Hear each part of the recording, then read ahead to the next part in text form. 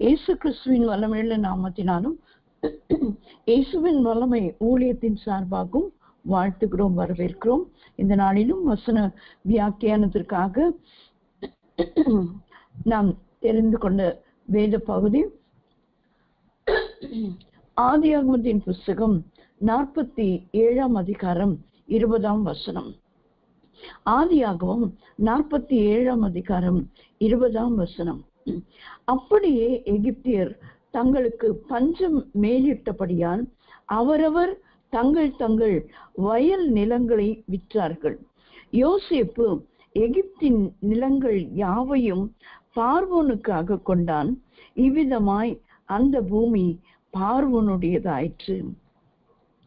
யோசேப்பின் அடையாளங்கள் என்ற தலைப்பிலே நாம் அநேக காரியங்களை ஒவ்வொரு நாளும் தியானித்து வருகிறோம். அந்த வரிசையிலே இந்த யோசேப்புக்கு கொடுக்கப்பட்ட இன்னொரு அடையாளம் நிலங்கள் என்பது. இந்த வசனத்திலே நாம் வாசிக்கும் பொழுது, யோசேப்பு எகிப்தின் நிலங்கள் யாவையும் பார்வோனுக்காக கொண்டான். இவ்விதமாய் அந்த பூமி பார்வோனுடையதாயிற்று என்று சொல்லி இங்கே நாம் பார்க்கிறோம்.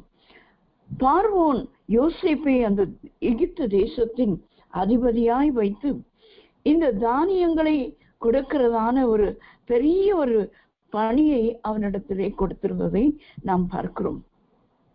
அப்படியாக இந்த எகிப்து தேசத்திலே இந்த பஞ்சம் அதிகரித்து கொண்டிருந்த நாட்களிலே ஜனங்கள் முதலாவது பணத்தை கொடுத்து தங்களுக்கு ஆகாரத்தை வாங்கி கொண்டிருந்தார்கள். ஆனால் அதன் பின்பு அவர்கள் பணம் தீர்ந்து போன போதோ பணம் இல்லாத பட்சத்திலே தங்கள் ஆடு மாடுகளை கொடுத்து அதற்கு பதிலாக தானியங்களை வாங்கி கொண்டிருந்தார்கள்.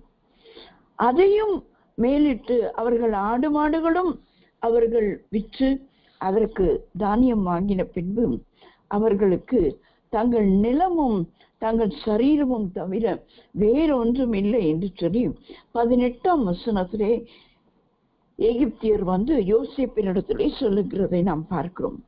ஆதியாகமம் 47:18 அந்த வருஷம் முடிந்த பின் மறு வருஷத்திலே அவர்கள் அவனிடத்தில் பணமும் செலவழிந்து போயிற்று. எங்கள் ஆடு மாடு முதலானவைகளும் எங்கள் ஆண்டவனை சேர்ந்தது.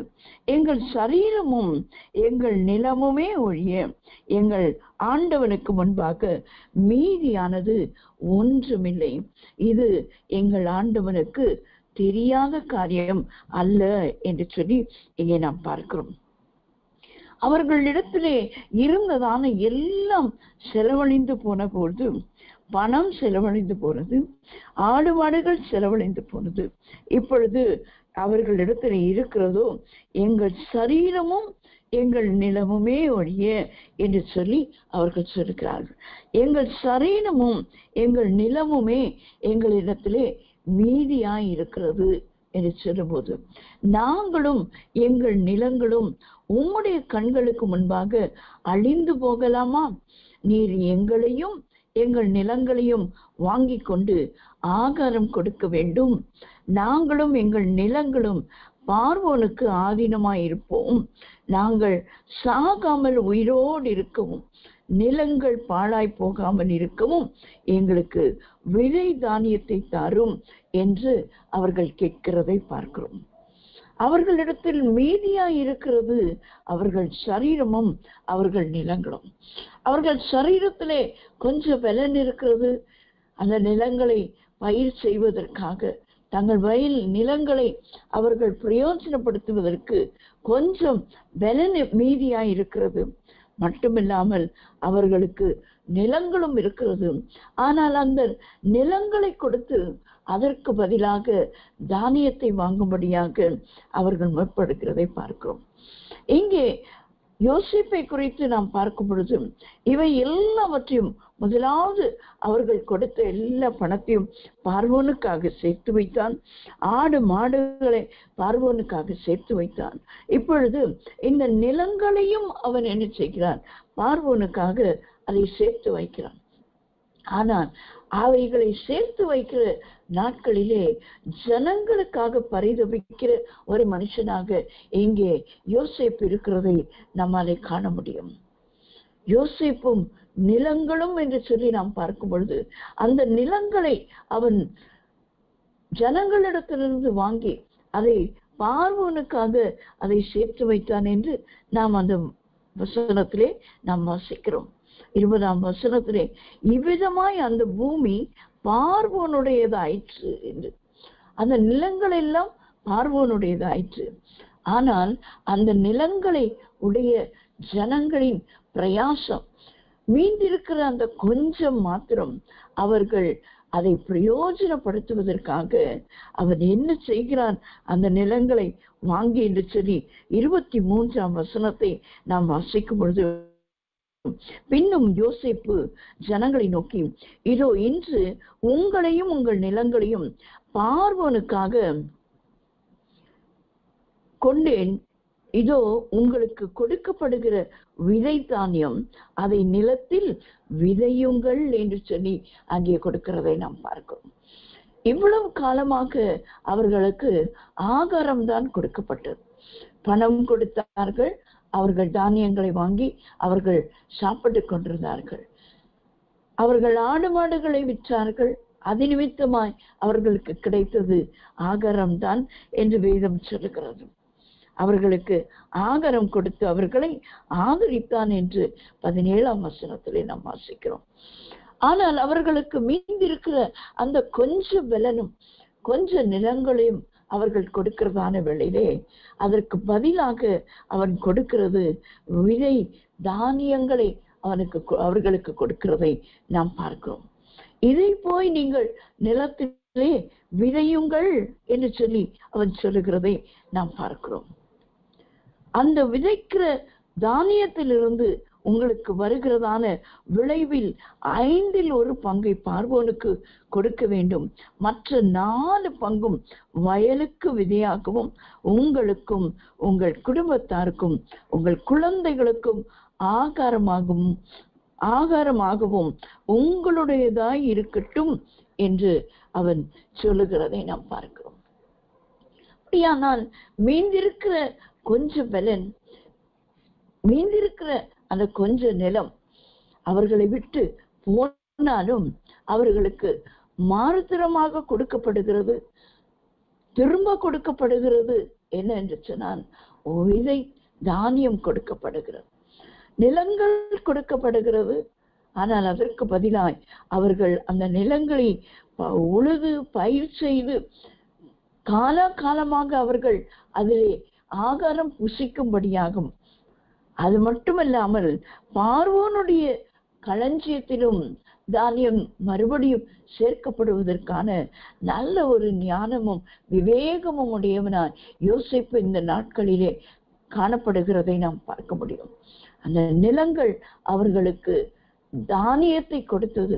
அந்த தானியம் என்ன செய்கிறது, அது விதைத்தானியமாக மாறுகிறதை நாம் பார்க்கிறோம். எவ்வளவு காலம் அவர்கள் ஆகாரத்தை புசித்தார்கள் தங்களுக்கு உள்ள காரியங்களை கொடுத்து. ஆனால் இந்த நிலங்களை கொடுத்த போதும் யோசேப்பு அவருக்கு கொடுத்ததான காரியம் விதை தானியத்தை அவர்களுக்கு கொடுக்கிறான். அந்த விதை தானியம் அவர்களுக்கு அந்நாட்களில் மட்டும் அந்த நேரத்திற்கு மாத்திரம் அது பிரயோஜனமா இல்லாமல் அது வரும் காலத்திற்கான அது ஆசீர்வாதத்தை குறிக்கிறதாக இருக்கிறது. தேவ ஜனங்களாகிய நாமும் நம்மிடத்துல கொஞ்சம் பலன்தானே நமக்கு இருக்கிறது என்று சொல்லும்போது சரீரம் முயற்சி அற்ப பிரயோஜனம் உள்ளதுதான் என்று வேதம் சொல்லுகிறது. ஆனால் இந்த சரீரத்திலே கொஞ்சம் பலன் இருக்கிறதான வேளையிலும் அதை கர்த்தருக்காய் நாம் செலவழிக்கும் போது ஆண்டவர் காலகாலமாக நாம் ஊழியம் செய்வதற்கும் கர்த்தருக்காய் வாழ்வதற்கும் ஏற்றதான விதையை கர்த்தர் நம்முடைய கரங்களிலே கொடுக்க சுத்தமுள்ளவராயிருக்கிறார். அந்த விதை தானியத்தை அவர்கள் பெற்றுக்கொள்கிறது மட்டுமல்லாமல் அவர்கள் அதை பிரயோஜனப்படுத்தி அதனால் உண்டாகிற விளைச்சலின் நிமித்தம் அவர்கள் மட்டுமல்ல அவர்கள் குடும்பமும் பார்வோனுடைய களஞ்சியமும் அங்கே நிரப்பப்படுகிறதை நாம் பார்க்க முடிகிறது. அப்படியானால் இந்த கடைசி காலத்திலே வாழ்கிற நாம் யோசேப்பு நிலங்களை கொண்டான், ஆனால் அந்த நிலங்களுக்கு பதிலாக அவன் கொடுத்தது விதை தானியம். இதுவரைக்கும் அவன் கொடுத்தது ஆகாரம்.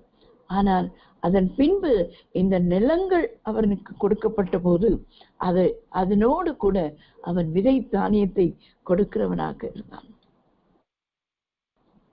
2 கொரிந்தியரின் புஸ்தகம் 9ஆம் அதிகாரம் 10ஆம் வசனத்திலே நாம் வாசிக்கும் பொழுது, விதைக்கிறவனுக்கு விதையையும் புசிக்கிறதுக்கு ஆகாரத்தையும் அளிக்கிறவர் உங்களுக்கு விதையை அளித்து அதை பெருக பண்ணி உங்கள் நீதியின் விளைச்சலை வர்த்திக்க செய்வார் என்று நாம் வேதத்திலே வாசிக்கிறோம். யோசேப்பு நிலங்களை கொண்டு அது விதைக்கிறவர்களுக்கு விதையை கொடுத்ததினாலே அது அவர்களுக்கு புசிக்கிறதற்கு ஆகாரமாகவும் மாறினது. இன்றைக்கு நாம் என்னென்ன காரியங்களிலே கர்த்தருக்காய் விதைக்கிறோமோ, விதைக்கிறவர்களுக்கு ஆண்டவர் விதையையும் புசிக்கிறதற்கு ஆகாரத்தையும் கொடுக்கிறது மட்டுமல்ல, விதையை அளிக்கிற தேவன் அதை பெருகவும் செய்கிறார். அது நீதியின் விளைச்சலாக மாறுகிறதை நம்முடைய வாழ்க்கையிலே நாம் காண முடியும். யோசேப்பின் வாழ்க்கையிலே அதைதான் நாம் பார்க்கிறோம். அப்படியாக அந்த ஆதியாகமம் 47ஆம் அதிகாரத்திலே நாம் இஸ்ரவேல் ஜனங்களை குறித்து அங்கே வாசிக்கும் போது 27ஆம் வசனம் சொல்லுகிறது, இஸ்ரவேலர் எகிப்து தேசத்தில் உள்ள கோசேன் நாட்டிலே குடியிருந்தார்கள். அங்கே நிலங்களை கையாட்சி செய்து மிகவும் பலுகி பெருகினார்கள் என்று சொல்லி, இங்கே ஒரே ஒரு மனுஷன் அந்த குடும்பத்திலே விதை தானியத்தை ஜனங்களுக்கு கொடுக்கிறான். அவன் நிமித்தமாக அந்த குடும்பம் நிலங்களை வாங்குகிறவர்களாய் ஒரு பெருக்கத்தை கர்த்தர் அவர்களுக்கு உண்டு பண்ணினதை பார்க்கிறோம். அவன் விதை தானியத்தை கொடுத்தான், ஆனால் அவனுடைய குடும்பத்தை கர்த்தர் செழிக்க வைத்தார், பெருக செய்தார் என்று நாம் பார்க்கிறோம். அதே வண்ணமாகத்தான் நாம் கர்த்தருக்காய் எதையெல்லாம் விதைக்கிறோமோ அந்த விதையை விதைக்க விதைக்க அதிலே நமக்கு ஒரு பெருக்கமும் உண்டாகும். அதனாலே ஒரு நீதியின் விளைச்சல் நமக்கு உண்டாகும் என்பதை நாம் அறிந்து கொள்ள வேண்டும். கர்த்தர் அப்படிப்பட்டதான கிருபை நம்ம எல்லாருக்கும் கொடுக்கும்படியாக காலை வேளையில எல்லாரும் கர்த்தரை ஸ்தோத்திரிப்போம். ஆண்டவரே, நீர் எங்கள் கைகளிலே கொடுத்திருக்கிற எங்கள் ஜீவன், எங்கள் சரீரம், எங்களுக்கு உள்ளதெல்லாம் நாங்கள் உமக்கு நாங்கள் கொடுக்கும் போது ஆண்டவரே, அதற்கு நாங்கள் பதிலாய் பெற்றுக்கொள்ளுகிறது விதைக்கிறவனுக்கு விதையையும் ஆகாரத்தையும் நீர் குடிக்கிறவர்கள் புசிக்கிறதுக்கு ஆகாரத்தை கொடுத்து அந்த விதை நாங்கள் விதைக்க விதைக்க அது பெருகவும் அது எங்களுக்கு நீதியின் விளைச்சலை கொடுக்கவும் கர்த்தர் எங்களுக்கு உதவி செய்வீராங்க என்று சொல்லி நம்ம எல்லாரும் கர்த்தரை ஸ்தோத்திரிப்போமா.